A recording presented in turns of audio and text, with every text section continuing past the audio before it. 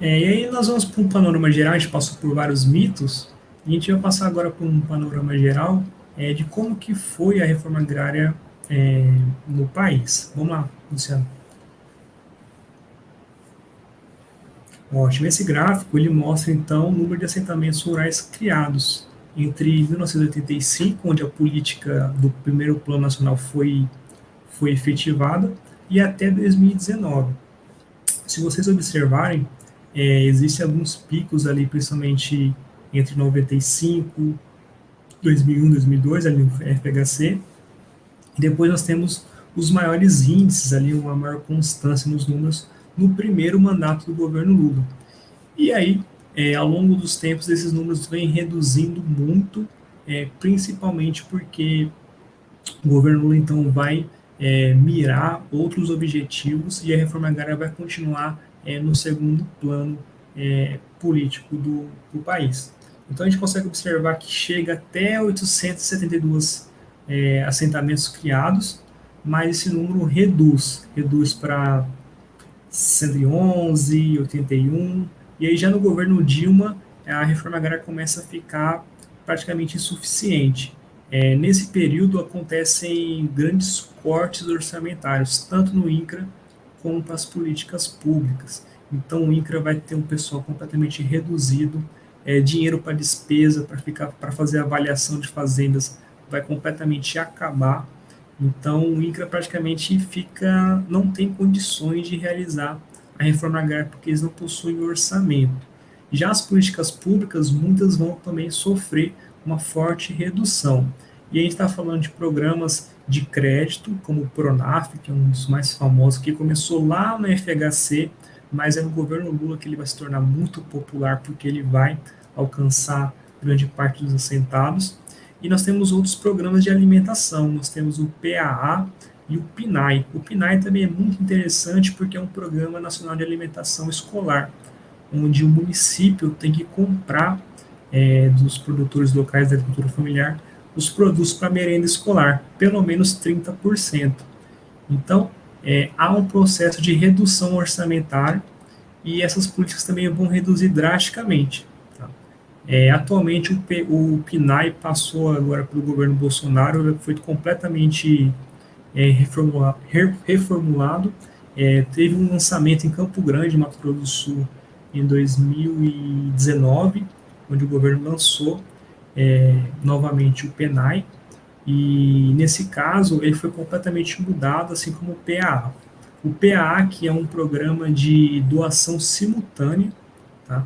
Então o assentado vende para o município, vende para o estado, e esse alimento é doado para famílias em vulnerabilidade social.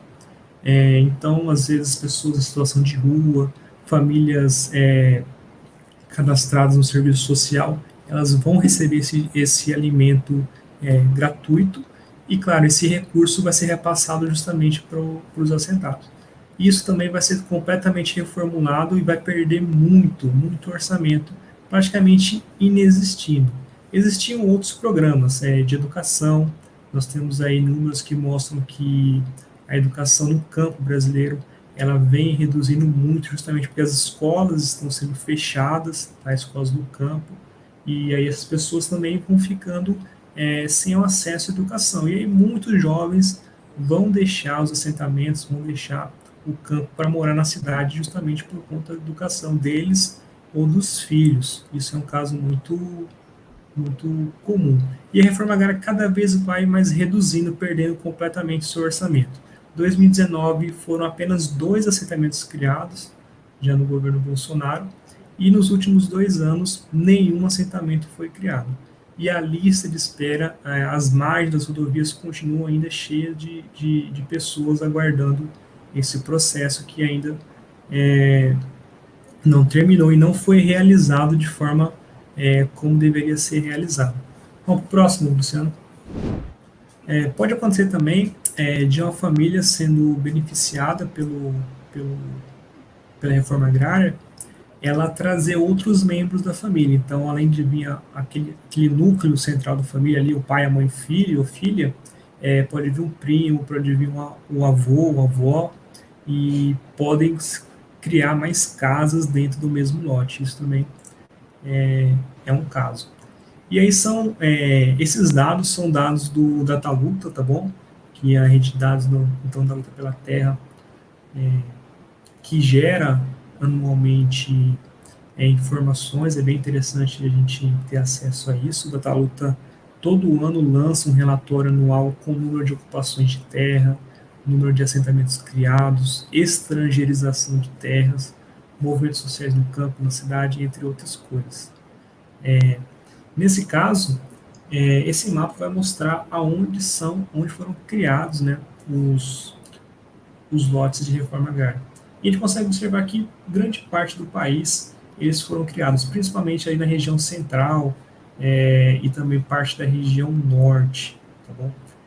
O interessante é que quando a gente observa esses números pela área ou pela quantidade de famílias, o mapa se inverte. E aí a maior quantidade de famílias fica na região norte e a região central do Brasil, o centro-oeste brasileiro, vão ter os menores números de famílias assentadas, justamente porque é nessa área que se desenvolve o agronegócio brasileiro.